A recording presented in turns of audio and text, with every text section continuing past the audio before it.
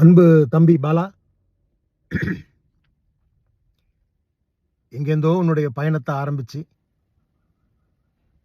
சைக்கிளில் ஏறி, பஸ்ஸில் ஏறி, நடந்து, ஓடி, ட்ரெயினில் ஏறி, எந்த கம்பார்ட்மெண்ட்டில் உட்காந்துருக்குறன்றதை கூட பார்க்காம அந்த ஜேர்னியை மட்டும் அப்படியே கண்டினியூ பண்ணி அதில் உன்னுடைய மனசுக்கு என்னெல்லாம் தோணுச்சோ அதெல்லாம் அப்படியே செஞ்சுக்கிட்டே வந்து நான் செய்கிறத பார்த்து இன்னொரு 10 பேர் நல்ல விஷயங்களை ஃபாலோ பண்ணாங்கன்னா சந்தோஷம். அதுக்காக தான் இதை வந்து வெளியில் தெரியப்படுத்துகிறேன்னு சொல்லி நீ பண்ண நல்ல விஷயங்கள் எல்லாத்தையும் மக்களுக்கு ஒரு வீடியோ கிளிப் மூலமாக நிறைய பேரை பார்க்க வச்சு அங்கேயே உனக்கு ஏகப்பட்ட ஃபேன்ஸ் உருவாயிட்டாங்க.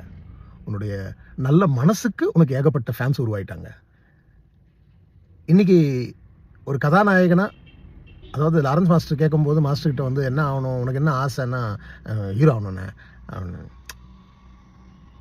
நிறைய பேர் நீ பண்ணுறத வந்து ஒரு சிலருக்கு பிடிக்கலாம், நிறைய பேருக்கு பிடிக்கலாம், ஒரு சிலருக்கு பிடிக்காம போகலாம். ஆனால் அந்த நெகட்டிவ் பர்சன்டேஜுடைய கமெண்ட்ஸை வந்து மைண்ட் பண்ணாமல் அது வரதானே செய்யும். எல்லாருமே இப்படி இப்போ ஒரு வீட்டில் 5 பேர் இருக்கணும், 5 பேரும் ஒரே மாதிரியாக இருக்க மாட்டோம். வீட்டுக்குள்ளேயே அந்த மாதிரி இருக்குன்னும் போது வெளி உலகத்தில் நம்ம கேட்கவே வேண்டாம்.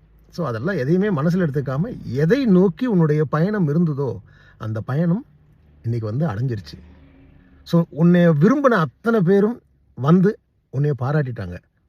இது வரைக்கும் நடந்தது வேற. இதுக்கப்புறமா நீ இதை எப்படி அடுத்த லெவலுக்கு கொண்டு போக போகிறன்றது உன்னுடைய கையில் தான் இருக்குது. உன் நல்ல மனசுக்கு நீ மிகப்பெரிய நடிகனாக வரணும், இன்னும் நிறைய பேருக்கு நல்ல விஷயங்கள் செய்யணும், ரொம்ப ஆரோக்கியமாக வாழணும். வாழ்க வளமுடன் பாலா. KPY அப்படின்றது இன்றைக்கி 1% தான் தமிழ்நாட்டில் தெரியும்.